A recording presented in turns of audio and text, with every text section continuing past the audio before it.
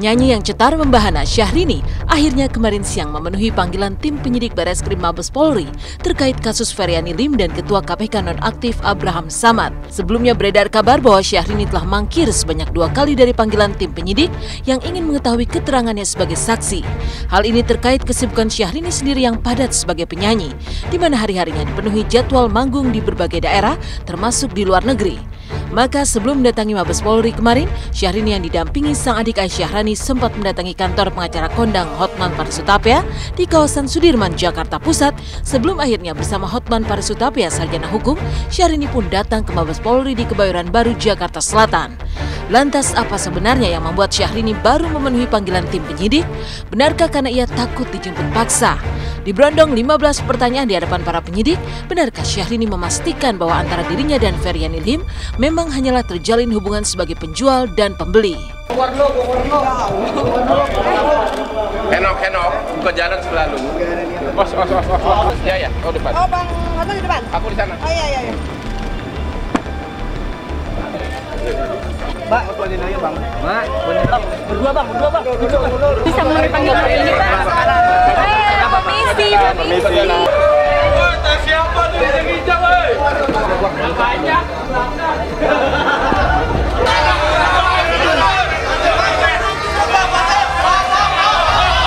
Syahrini didampingi oleh saya, baru selesai BAB, ya, datang secara sukarela. Tidak benar fitnahan kalian seolah-olah jemput paksa. Yang kedua, ada sekitar 15 pertanyaan. Yang pertanyaannya terkait dengan laporan polisi terhadap AS Abraham Samad tentang surat atau dokumen palsu, dugaan palsu. Yang ditanyakan oleh Bapak Kabareskrim adalah seputar Bapak penyidik adalah seputar foto-foto yang diposting oleh yang bersangkutan di Instagram yang bersangkutan. Intinya, bapak-bapak penyidik di dalam adalah rindu kepada saya. Mereka ingin bertemu langsung. Dan ditanya kapan kawin. Nah,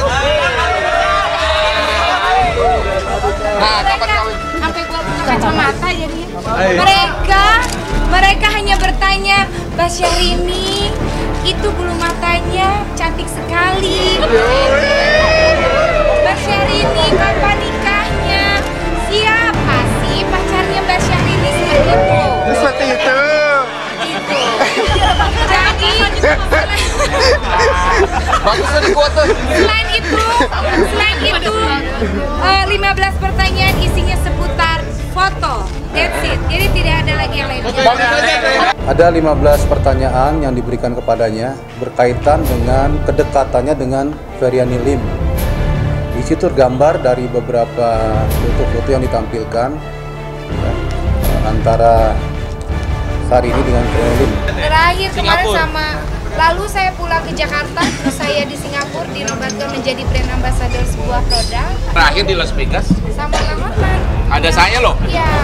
Ada anak saya juga sama dia waktu itu malam tahun baru.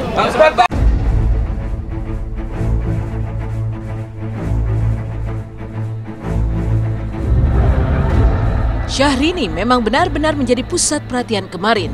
Kedatangannya ke Mabes Polri begitu ditunggu-tunggu para awak media, hingga suasana kaos pun sempat terjadi saat Syahrini dan Hotman Paris menginjakan kaki di lobi Mabes Polri. Namun lagi-lagi bukan Syahrini jika tak berbuat sesuatu. Alih-alih merasa tegang karena menjadi sosok sentral yang paling disorot, Syahrini justru kebanyakan bercanda, bahkan dengan santainya menyempatkan diri untuk selfie sebelum menggelar konferensi pers. Oke sahabat, mari kita berselfie. Ya Allah. Jatuh loh. Orang mau berfoto dengan saya silahkan, orang memposting lagi foto-fotonya di Instagram silahkan, asalkan tidak berbau iklan. Kalau ini dagangan dia yang sudah berbau iklan, barangkali nanti Bang Hotman yang akan melakukan somasi. Kita suka ngumpul di apartemennya. Apartemen itu udah kayak base camp kita gitu. Soalnya kan dia tinggal sendiri bersama mboknya ya, jadi sepi lah. Kalau nggak ada kita dia juga kesepian, jadi kita tuh sahabatnya lah. Kita kalau kemana-mana selalu bareng. Saya cuma tahu dia adalah teman-teman kita yang di sosialita suka hadirin itu acara pada saat saya juga ada acara gitu, dan mungkin dia pernah foto dengan saya, itu aja sih. Jika Syahrini harus berurusan dengan hukum terkait kasus Feryani Lim yang mengunggah foto-foto di media sosial, maka inilah artis lain Chelsea Islan yang juga tersandung kasus karena kelakuan banyak orang yang tak bertanggung jawab di dunia maya. Sejak 1 minggu terakhir, nama bintang cantik yang tengah bersinar ini memang menjadi sorotan gara-gara video mirip dirinya sedang berganti pakaian yang telah beredar luas di dunia maya. Maka kemarin setelah cukup lama bungkam dan dikabarkan sempat depresi, Chelsea Islan pun akhirnya angkat bicara bersama ibundanya. Tampil di hadapan para awak media dengan ekspresi yang terlihat kelelahan, inilah pengakuan Chelsea yang disampaikan lewat ibunya sendiri, Samantha Barbara. Benarkah Chelsea merasa telah menjadi korban tindakan pelecehan seksual? Akankah Chelsea mempidanakan sang pelaku? Lalu seperti apa pakar pengamat ekspresi melihat keadaan jiwa yang kini dialami Chelsea Islan? Video tersebut terjadi pada saat Chelsea berumur 15 tahun. Yang notabene masih di bawah umur.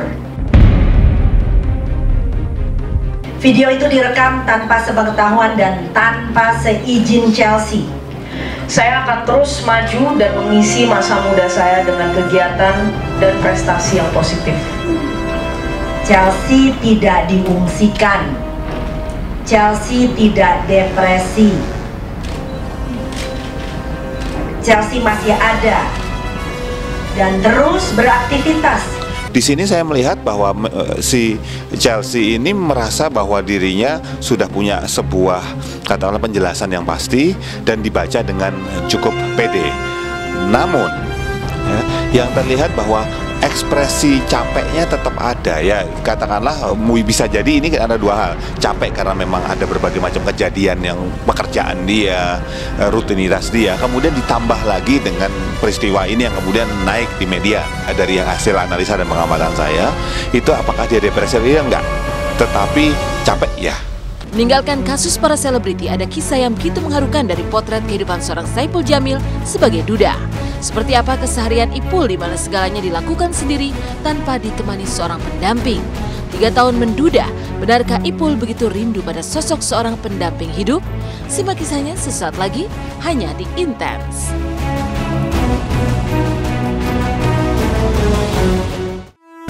Selamat pagi pemirsa, bertemu kembali bersama saya Mila Rahmawati yang akan menemani Anda selama 30 menit ke depan.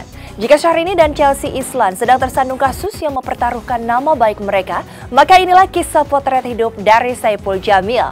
3 tahun sudah Bang Ipul menjalani hidup sebagai seorang duda. Lantas seperti apakah keseharian Bang Ipul ketika sedang berada di rumah di mana segalanya harus dikerjakan serba sendiri? Lalu benarkah di tengah kesendiriannya yang sudah lama tersebut, Bang Ipul pun merindukan sosok seorang pendamping hidup?